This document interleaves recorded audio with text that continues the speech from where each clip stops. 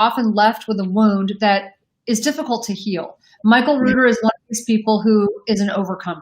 And so I want to talk about his story. One thing that interested me when I heard his story is that he's got something that was very similar to my own in my past. And so I felt like this kindred spirit with him, with his story.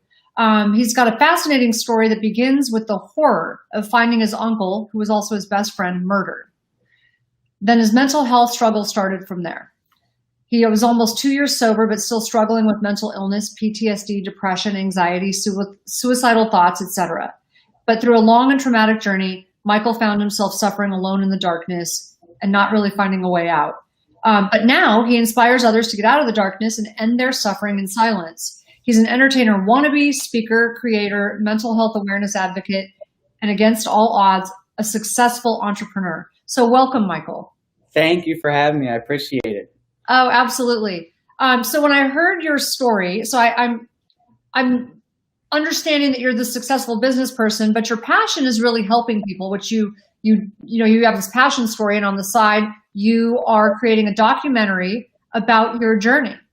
Yeah. So I've been creating a documentary for about a year now, I'd say. And I guess to kind of give you some background to start, help the audience understand a little bit better. I'm in a real estate, title, and escrow business. So I really, I'm interested. I love business. I love helping people. I love growing. I love making money. But, I found this really strong, desire and passion, through my journey and what I've been through. And I assume, a lot of the reason why you and your husband are where you are is because you were kind of drawn to help other people through the journey that you went through, right? So I have this strong, I don't know, it's like a magnet. It's like, and I still can't put my finger on it. If it was like, I need to create my pain, make a purpose for it, there's a reason for all of it. There's something bigger than myself with all this, and I think a lot of that's what helped get me out of the darkness and kind of into the light. And then from there, I just kind of had a natural ability, I believe, to help other people, whether it's to overcome trauma or obstacles or problems in life. I'm really drawn to helping people when they have grief, especially through traumatic deaths of loved ones and things like that. So I would meet with people individually, come to me, and I saw it just getting bigger and bigger, and I just wanted to do something with it. So I have a really good mentor and friend of mine here in Baltimore. I'm based out of Baltimore City. His name is Ralph. He actually was a writer on the first 3 seasons of HBO The Wire with David Simon. Yeah. And so him, and then the production team, Richard Yeagley is the producer on it. So we've been creating a documentary about my life. I guess kind of starts from the moment I found my uncle murdered, tells my history sort of through archival footage, FBI interviews, family interviews, pictures, videos, all kinds of things like that. And then the second part of it is shot in the now, verite. So it's showing my life, sort of tells the trauma and the past and the road I was going down. And then it goes to what I've been doing ever since I was kind of able to stop suffering silence, reach out, ask for help, and try to inspire and give other people hope. In that moment when you're life's over, this happened to me, that happened to me, this person passed. I mean, I remember being in those places, caught in that web, using suicidal thoughts to fantasize about, to know there's a way out of this. I never imagined that I could be myself again and be happy. I never thought that would be possible. And now where I'm in life, it's I'm drawn to just kind of pull people and just show them you can't put anyone there, but you can give them the hope. It is possible. I promise you it's possible. I was where you are, and I want to help you get to where I am and where hopefully I'm going. Yeah, no, I love that you're doing a documentary on your life that helps people. And I think I mentioned I was drawn to your story because I also had a murdered uncle. Well, I mean, it's a weird reason to be drawn to someone, but I was my attention. Yeah. So it was a little different because my understanding is you actually saw your uncle murdered, or you found him rather. I didn't find my uncle, but I was 4 years old, so I remember just the screaming and the police, and it was just a big mess. And I remember my mother, my grandmother falling to the floor. But in your case, you actually found your uncle. I mean, is that something you're willing to walk us through? Yeah. So it's not. It was the reason that I will like to walk you through it, and I never know how it's going to be when I do. But the reason I like to now is because for so long, like, the reason I think the post-traumatic stress disorder and the suffering and the pain and the mental illness was so bad was because like I just blocked all that out. Like that never happened, you know? And I put drugs and alcohol in front of it and whatever I could do to make it like that wasn't real. And I started getting better when I did address that, you know, the fact that this really did happen. Like there's really pain, there's really trauma. Like, you know, it happened. So what happened was him and I had a jewelry store together. He moved from Texas to Baltimore. We were together every day. We were best friends. And not to go into the crime part of the story, because we would be here for days. It's crazy because it is my story. That part of the story is it is entertaining. I mean, but it's crazy. It's like a movie. It is the craziest story. But that part of the side of it, long story short, we were set up. It was Christmas evening. We had we had an appointment the next day, the day after Christmas. So Christmas night, I picked him up with my sister. We went over to my uncle's house. This was my father's brother. So I went over to my other uncle's house, my mother's brother, picked up my Uncle Wayne, my sister and I went over there. We had dinner, Christmas, celebrating, having a good time. And I kissed everyone goodbye and I left. And I went out to my girlfriend's house at the time. So that day after Christmas, I was supposed to go meet my uncle at the store for a meeting. I went home and took a nap instead. When I woke up from that nap, I called him several times. He didn't answer. So around 4 or 5 o'clock, I drove out to our store to find him. When I got to the store, I like lit up because I was always so excited to see him. And I saw his car there. And he didn't have a computer at home or anything. So he liked to play poker at the store or whatever. So I figured, you know, his phone must have died, whatever. He's at the store playing poker or something. So I go in the store when I got to, you go down these stairwell and open up the storefront. And my heart just sunk, like, because I saw the computer screen was off. And we had pictures on the wall and some casings, you know, glass casings, jewelry and things like that. And everything was kind of shattered and broken. And I kept going further towards the back of the store. And the further back I got, I remember vividly noticing like bullet shells, you know, a casing of bullets, glass everywhere. And then that's when the carpet goes from like a bluish mesh color to, you know, just red.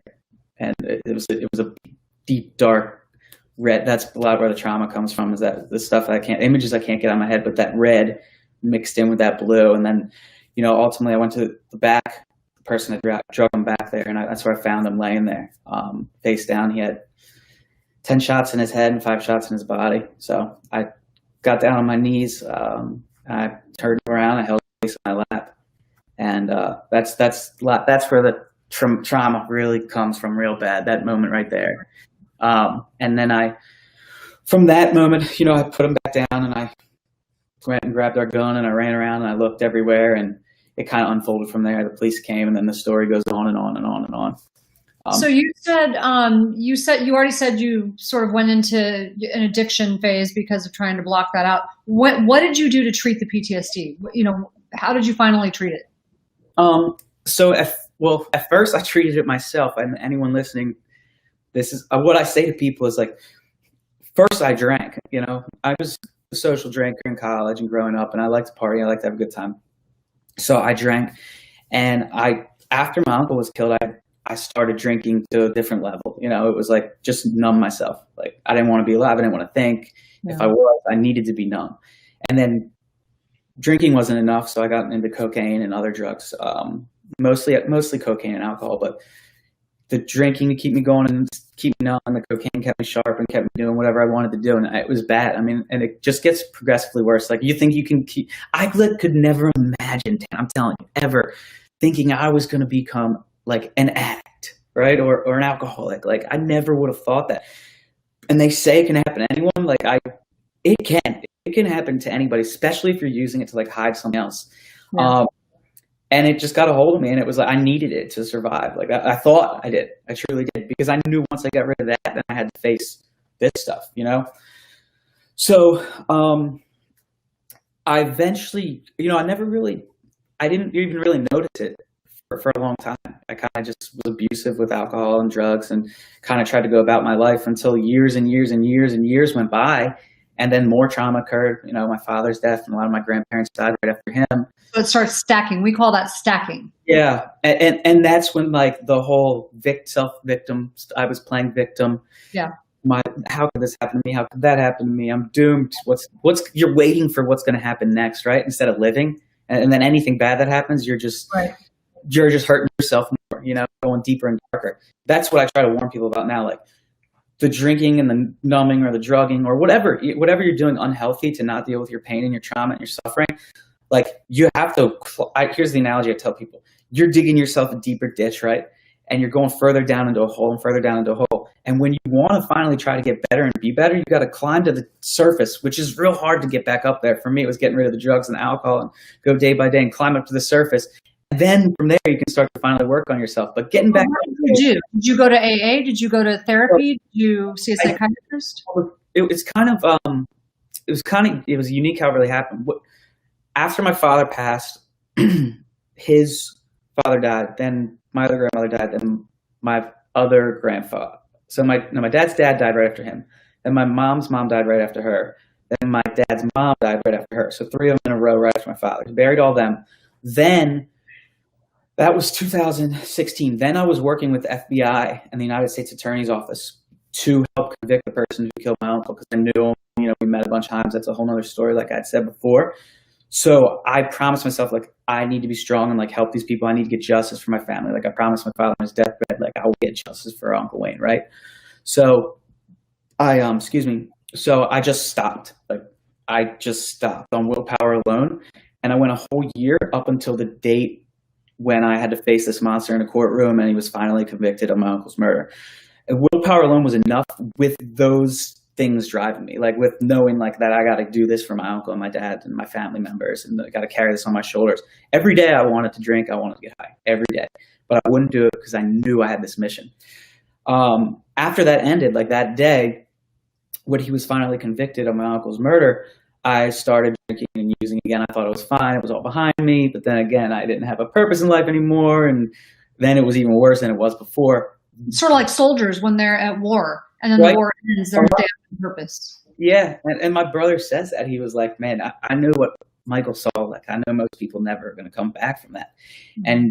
And he said, that's what he says. My brother's name is Sean. He's like, Michael had a purpose and this and that was taken from him. And it was like, what do you do now? And my family was scooping me up all the time and trying, I was making excuses and I was in a bad place. In real life, though, I was functioning. People thought I was doing great.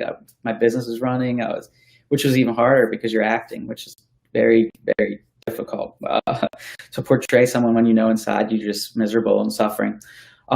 So finally I did. I went and got professional help. I was like, all right, I need help. I actually ended up in the hospital. And that's when I was kind of scared for my life at that point. And I went to your rock bottom had a basement. You hit the basement. Yeah, I did. Well, I woke up in the hospital bed. And I stayed in that hospital bed. I was like, I'm going to do whatever it takes to become myself again. Like, enough's enough. Like, whatever it takes, I'm going to do it. So in the hospital, I was still pretty messed up. The next day, they suggested I go to this place called Ashley Dixon Treatment Center. It's in Haverty Grace, Maryland. I think it's a pretty famous, his name was Father Martin, pretty famous guy in the sober world. Have you heard of him before? I have not. My husband has, but I haven't. Yeah, so I went there and I tell people, like, I loved it. It was awesome. It was like the best. I went for 2 weeks. You're supposed to go for 30 days. And I was like, I'm only coming for 2 weeks. I got a business to run and I wanted to stay really when I was there. I thought it was like summer camp. I loved it. There was working out and there was classes and I was there to work on myself. I didn't have a phone. I didn't have a computer. I didn't have to talk to anybody except for the people there. Did you actually get something out of it? Oh, yeah, absolutely. You I enjoyed loved it. It work. I loved it. I want to go. I tell my family all the time I want to go back now because I'm on the phone and the computer all the time, work and calls, whatever. But that's all away. So all you're working on is yourself, right? It's like it teaches you. That's why I love seminars. I mean, it's not quite the same thing, but I love seminars because you're there, no distractions, and you're working on stuff, right? Yeah, no, absolutely.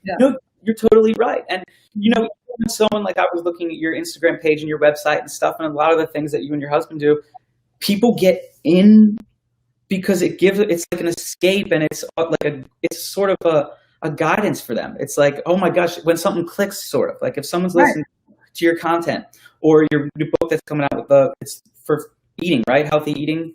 With So that I've done 9 cookbooks and lifestyle guides. This new one coming out is called The Relentless Courage of a Scared Child. It's a memoir. And it was my cathartic way of healing the past, which I've already done all the therapy. Actually, this was more of a way actually to show other people. It's about overcoming. right. And so, yeah. But that's what I mean, when somebody finds you and your content and stuff, that's like you can escape everything else. It's same what rehab was to me. I found somewhere where there were people that were guiding me, and it was all about me, right? I didn't have to talk about it. I could talk about things that I never was able to talk about before. I was there for a purpose and for a reason. And as crazy it sounds to say, everyone else is so screwed up just as much as you are, right? And not have I would tell my story there and the jaws would drop, right? Right. At the same time, a lot of people that are hurting for a lot of bad things that have happened to them, and in the real world they're losers, or they're nobodies, or they're just lost causes or whatever. But in that place, that safe space together, everyone's somebody, everyone's something important. Nobody really asks to end up there. Nobody says, I want to end up in this rehab one day. I'm going to need some serious help. But if you do have to go there, like I like to get rid of that stigmatism that rehab is a bad word and addiction is a bad word. Oh, absolutely. That's what our whole goal, our mission is, to get rid of the word mental illness. Right. It's ridiculous. We need to. I don't know what else to use, but I'm not as versed in this, this topic in this area as you are, obviously. But what do you say to people? Because you are. It's just personal for you. We do it professionally. When people are submerged in it, I've got family members I had an uncle who was murdered because of a drug deal. And so drug deal gone wrong. When you're the one in it, it's just a very different perspective than when you're the one that's the healer, correct? Right. So, it's pretty wild. One question I have for you, did you know you had PTSD, or did you think you were normal? Because I know for me, my husband, like I would tell my story, like I'm like, it's just everybody's messed up. Like everybody's messed up, and mine's not different than other people. I'm garden variety, all American dysfunctional like everybody else. And he would just look at me. He looked at me and his jaw hit the table, and he's like, my husband's a psychiatrist. That's hard to make happen. So he's like, yeah, no, that's not garden variety anything, honey. But it's a survival mechanism that you make yourself normal, like everybody else is like that. Yeah. Even though they're not. And I'm not laughing I'm laughing because I can relate so much to it, because it's you do that. It's a defense mechanism. I mean, I'm fallible, insecure, neurotic, and emotional, but I'm fine. I wanted people to think I was fine, and I wanted to convince myself I was fine as well. So for years I didn't know it. I mean, I constantly was having these, I describe them to people now as post-traumatic stress disorder. Like I have like severe attacks, and they can, trigger, shut down from the anxiety. And triggers will happen, and it can build up in a number of different ways. I didn't really know it until I thought it was just how I was. So, and a lot of the times when I was using drugs and alcohol, I was dehydrated, I was weak, and they were coming on so much more severe and so much more often because of that. When I quit that and I was able to work on myself and get healthy and start eating right and working out and living a healthy lifestyle, I still had post-traumatic stress disorder, but it was just less frequently. So I thought I was healed and I was doing better. Until very recently, I didn't even seek to work on that. I mean, I just got a trauma therapist for the first time like 2 months ago. And that's been opening, some really wonderful doors for me, because I finally decided I was like, everything's going well in my life. I'm here at the beach, I told you, with my family. I got my beautiful nieces and my siblings and my mother here, and life is just beautiful. My business is booming. Everything's great. But I'm like, I've realized that like I was always seeking to do something to change myself for the better when something bad happened or when I was against a wall. And I'm like, I kind of realized like I still have really bad attacks. Like, why don't I go seek out why and try to make it better instead of waiting for something crippling to happen? It's funny, we talk a lot about, we do a lot of grief stuff with our, clinics, and on our podcast, we just recently did one. And one thing we tell people will often, for some bizarre reason, when people are going through grief, they think that it's noble or like they should wait to get treatment. And so they'll always ask us, well, how long should I wait after someone dies or after a traumatic event to get therapy? And I'm a trauma nurse, and I'm like, how long would you wait if you broke your arm? You go right away, right? But people don't see it that way. And so they sort of think that they're supposed to suffer through it. And that's just not true. You should start the process right away. One form of therapy that is amazing, I don't know if you've heard of it yet, but if not, I would love to just throw it out there, and maybe you already have. It's called EMDR, eye movement reprocessing desensitization. And so it's a form of therapy that's specific to PTSD. And I have to tell you, it was like amazing for me. Really? There's so many people who are like, they don't even understand really why it works so well, because you don't have to sit there and talk for years. It's a way of actually reprocessing where trauma gets stuck in your brain. So by bilateral movements. And so it's really interesting. I've looked up, I've looked up everything, just like, over the years, make me better, fix me, right? I mean, at this point, I don't even I look at it, I don't even need to be fixed. You don't.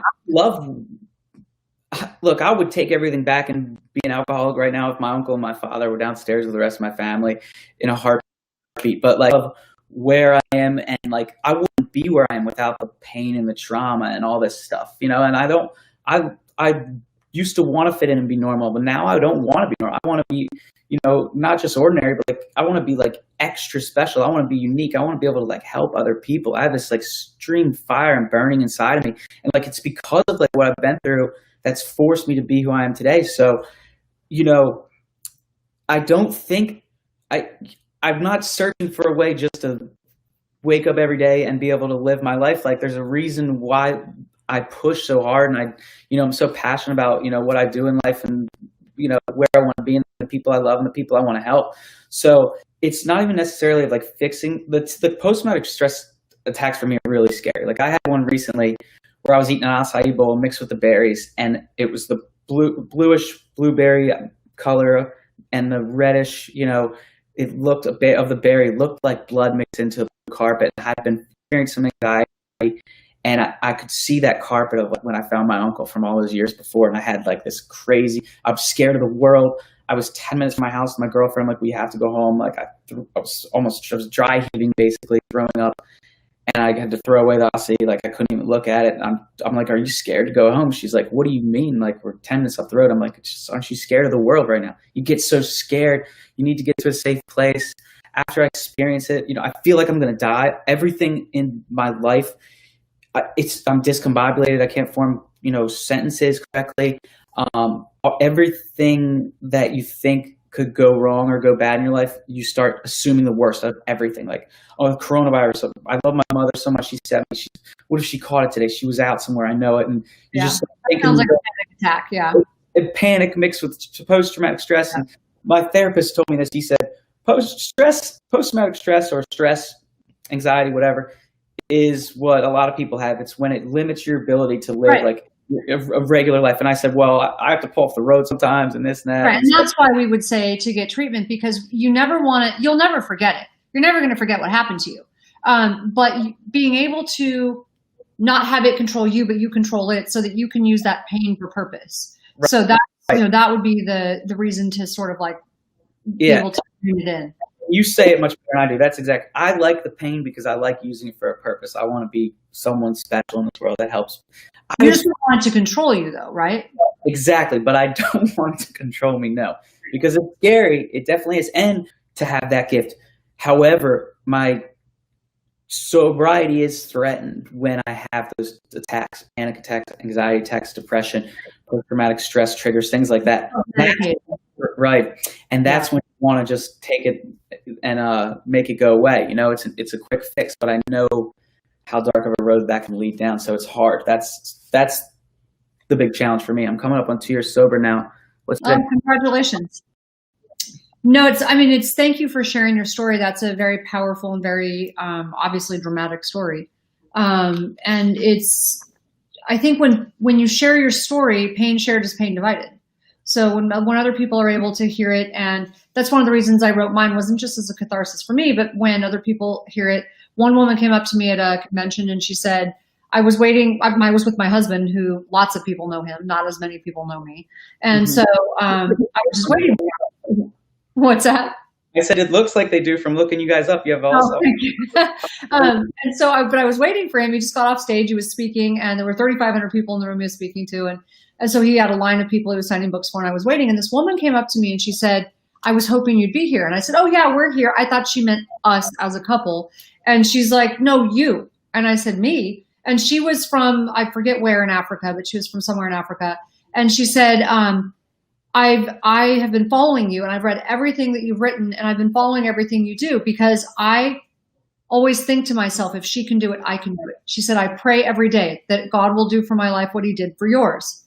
And she's like, and if you can do it, I can do it. And she's crying. And I'm like, but I haven't even said that much about my life yet. Like she knew very little about the craziness, right? And so that's when it hit me that I should not have, I used to think I shouldn't say anything about my past, really. And then I'm like, why shouldn't I say anything about my past? Pain shared is provided, it inspires other people to heal. So during the documentary, I had I had some stages set up, and the second part of the documentary I was hoping to be done by now was basically me going on some stages and telling my story in person in real live audiences, right? And I was kind of testing things too to see what I could get away with, like who actually cares, like will I help people? Like, will it help me, right? And coronavirus hit, so I released a video on social media instead, basically just telling my story. Within and it's all filmed within the documentary, kind of shows we pivot, and I released some on social media instead. Within 2 days, that video got several 100,000 views, and the shares and the likes and the messages I was getting, unbelievable. It was the most unbelievable response of anything I've ever done. And there was one message though that was separated from all the rest. And I don't know who else was thinking this, or all the, like that woman you said that came up to you. How many other people are at home watching your stuff you've impacted you're never going to know about, So I got one message. This person said that they don't, you say, if you don't know me, I have to write to you. It's very deep. I'm sorry to get emotional with you. I watched your speech on Facebook. And I was going to kill myself on my 20-whatever birthday, and your speech gave me the power to open up and go talk to people I needed to and tell my family I just want to thank you. And that kind of message, I taken back, like a tidal wave hit me. Like, oh my gosh, like what? You never know who you're going to touch. It's amazing. And so I commend you for doing your documentary, because you just don't know who you're going to touch. So before we close, I just want to tell people where to find you. You can find Michael on Facebook, Instagram, and YouTube at Michael Andrew Ruder, R-U-D-E-R.